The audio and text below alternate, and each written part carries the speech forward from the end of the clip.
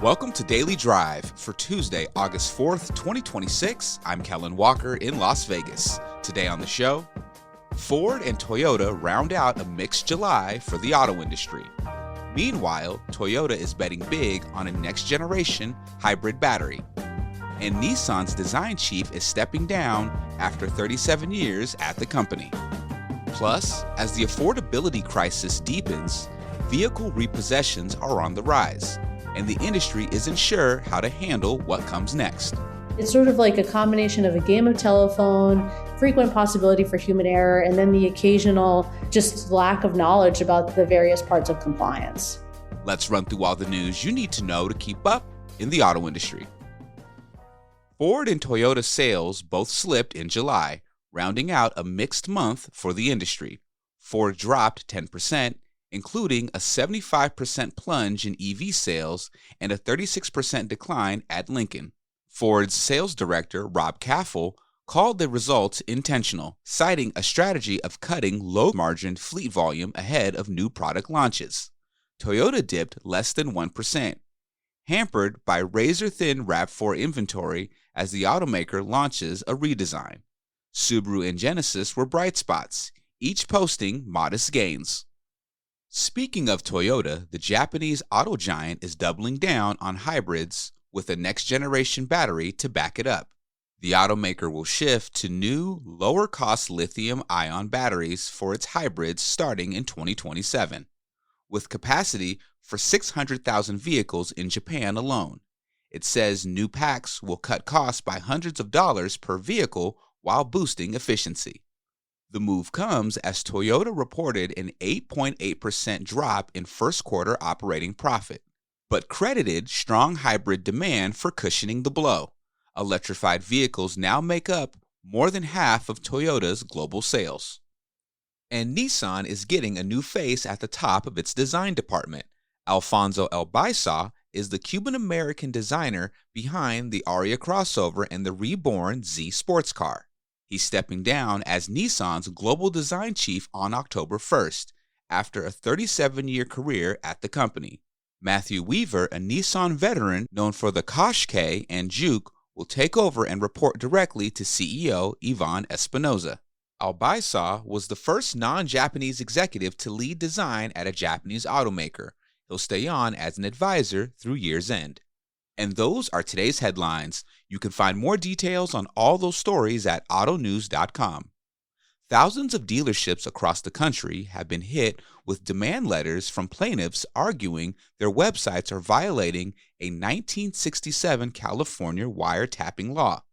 Violations start at $5,000 each and could pile up to six figures. The wave has been building for about a year, but last month it really came to a head. Our own Jake Neer sat down with Francis Clem, who unpacks what dealers need to know. Francis Clem, great to have you here on Daily Drive. Thanks so much for having me. So what's going on here? Yeah, so there's this California state law. It's called the California Invasion of Privacy Act. And plaintiffs, mostly in California, are sending out thousands of demand letters to companies in California and also nationwide, arguing that basically websites are violating this act in two ways, either collecting IP addresses or unique cookie identifiers, or tracking information that people click on or enter on a website. And a lot of companies, including dealerships who have websites and maybe don't have their cookie banners working properly, don't really understand what exactly they're doing wrong. But these violations start at $5,000 and can add up to more than six figures. And in the last month, there's been a huge wave of these pre-litigation demand letters from serial litigants and law firms. And it's been building for the last year, but now it's really kind of coming more to a head. Wow. So as you mentioned, thousands of letters have gone out to dealerships over this wiretapping law. This is a law that existed before the internet existed. For a dealer who gets one of these letters, what's their best move? Dealers should absolutely just seek counsel first. If you ignore a letter, you could still get a lawsuit. ignoring the letter is okay. Maybe you could settle, but you really should be seeking counsel to make sure you're all in the clear. And for additional caution, if preventing these letters, dealers could go to a technologist or outside consultant to test their websites, but they should really make sure that their cookie banner is operating properly and that they allow consumers to opt out of user information collection and don't collect any information before consumers consent to it. You can find all of Francis's reporting on this issue at autonews.com. Francis, really appreciate you joining us here on Daily Drive about this interesting and important issue. Yeah, thank you so much for having me. The average new vehicle transaction price exceeded $50,000 for the first time ever in September. A record 24% of borrowers are now taking out loans that stretch 7 years or longer. And default rates in March hit their highest levels since the Great Recession. All of that is starting to show up at the repo lot. According to Manheim, volume of vehicles at auction from repossessions in the first half of the year is up 11% from last year and 36% from 2019. Our own Molly Boygon has been reporting on the repossession surge, what's driving it, what it costs lenders, and what's happening when it goes wrong. She spoke with our own Jake Neer. Molly, welcome back to Daily Drive. Thanks for having me, Jake. I feel like repossessions are one of those things. We all know that they're happening in the background, but we don't really hear about them very often on the industry level. So were people willing to open up when you started making calls about this issue? It was definitely a challenge. First of all, to find people who have had repossessions happen to them, and in particular wrongful repossessions, is hard. Cases where someone's car was wrongfully repossessed, let's say it wasn't in default, they bought the car free and clear, but the previous owner was in default and there was basically a mix-up. Those cases often settle and there are confidentiality agreements involved with that. Also, from the lender perspective, it's just not something that people really love to talk about. It's, as you said, it's a little bit underground. It had a reputation previously for being a little bit shady. There are these guys who post their repos on YouTube, and there's all kinds of disruptions and fights that happen, which actually are not allowed and are illegal, but persist on the internet anyway. So it was definitely tough in the beginning to get people to talk. But as often happens with the reporting process, one thing leads to another. Introductions are made, and ultimately, I hope I represented as many perspectives as possible in the series. This is what is interesting to me. I mean, lenders lose money on repos. Consumers obviously don't like them. They could be devastated by them. And they're also a compliance nightmare. So why? Why is this increase happening right now? Well, there are a number of things that are contributing to the rise in repossessions right now. First of all, vehicles have just gotten so unaffordable. I know this is something that you've spoken about many, many times on Daily Drive and that we're covering closely at Automotive News. The average transaction price for a new vehicle topped $50,000 for the first time last year. More people than ever are having loan terms of 84 months or longer. The rate of default is going up. And all of this just indicates that there's an enormous hardship on consumers who are trying to buy vehicles right now. And it's important for the lender, if the consumer is not able to make payments on the vehicle, to recoup some money. I mean, it's collateral. It's still worth something. And the cost of issuing the loan and repossessing the vehicle is expensive, but if they do get the collateral, then they can sell the vehicle at auction and recoup something. So it's really just a matter of trying to minimize losses, and something is better than nothing. So a lot of loss cutting happening, basically, is what's going on. Yes, and I should also say one of the things that I find really interesting about repossessions, and I wrote this in the piece, is that it's kind of a case of what goes around comes around. The consumers can't afford their vehicles, and they're getting loans anyway, and they're not able to make payments, and then it ends up being also a cost to the industry to recover the vehicle and try and recoup some of that loss. So in the meantime, the CFPB has pulled back, but there was one lender at the used car summit this year that warned the room they'll come back and look at what you did during this window. How are lenders responding to that? Yes, by many accounts, repo has basically cleaned up significantly over the last, let's say, decade. As I said, there used to be a reputation for the act of repossession to be really fraud and kind of shady and sketchy. And the margins have become so thin for repo agents that the agents that I spoke to say the only people who are making it at this point are the really legitimate shops. They're not the people who are out to, disturb the peace and get famous on YouTube, although those people still exist.